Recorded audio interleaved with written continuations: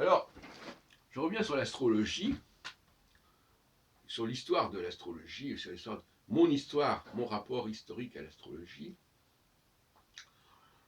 qui est assez complexe, je dois l'avouer. Alors, j'ai publié en 1976 Clé pour l'astrologie. J'avais à l'époque, j'étais très jeune, puisque je suis né en 47, enfin 47, et c'est paru en début 76.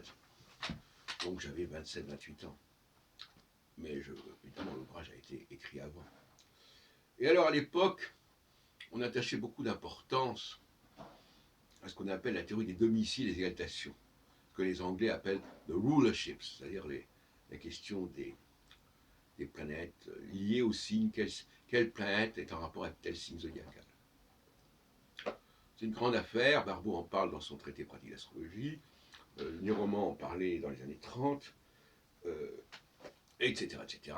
Lisa Morpurgo en parle aussi dans son bouquin Introduction à la nouvelle astrologie. Enfin, c'était une grande affaire. Et moi, ça m'avait beaucoup intéressé. Et en même temps, quand je relis mon bouquin sur ce sujet, bon, je ne suis pas replongé dedans complètement, mais enfin, il y a une partie importante qui est consacrée à cette question de la reconstitution des domiciles des planètes, des exaltations des planètes, avec la question des maîtrises qui est liée à cela. Et bon, j'essaie de me replacer au début des années 70, c'est-à-dire il y a 50 ans quand même. Quel était vraiment l'enjeu de ce genre de recherche? Au fond, je crois qu'assez rapide. Moi-même, je n'ai jamais appliqué cette théorie au niveau de la pratique. Donc, je rappelle que je n'ai jamais donné consultation. Et ce n'est pas du tout un truc qui m'intéresse. J'aime bien l'interview, mais j'aime pas qu'on me pose des questions sur ce que la personne va devenir, etc. Et, et donc, bon, ce système, j'en avais fait la critique, le système des domiciles. J'avais montré qu'il y avait des choses qui ne tenaient pas, donc j'avais corrigé le système. Mais de là à, à penser que ça permettait d'améliorer le travail de l'astrologue, il y a quand même un grand pas à franchir. Oui. Donc c'était plutôt une approche, d'ailleurs j'en parlerai en 83, quelques années plus tard dans les mathématiques divinatoires, c'est une approche systémique, c'est-à-dire, voilà, j'essaie de comprendre le système, de rétablir le système, de reconstituer le système, parce qu'il avait dû exister, hein, et d'en comprendre le mode d'emploi, mais sans, ou alors je me trompe dans mes souvenirs, mais sans penser que ça aurait une quelconque utilité en astrologie. En revanche, ce que ça m'avait apporté, je me disais, les gens qui utilisent un mauvais système, comment pourraient-ils avoir des bons résultats? Comment un astrologue qui utilise un système des domiciles complètement bancal peut-il avoir des résultats? Et ça m'a conduit à la conviction, c'est que l'astrologue ne pouvait pas s'apercevoir s'il y avait des bons et des mauvais résultats, tant il y avait de mélanges et d'interactions de toutes sortes. Un véritable kaléidoscope. L'horoscope est un kaléidoscope, si on peut dire. Et par conséquent, bon, c'était noyé, tout ça a été noyé.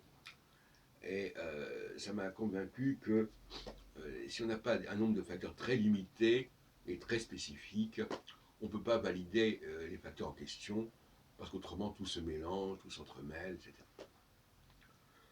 Et alors, je crois qu'aujourd'hui encore, beaucoup de gens se servent des maîtrises quand ils interprètent un thème astral.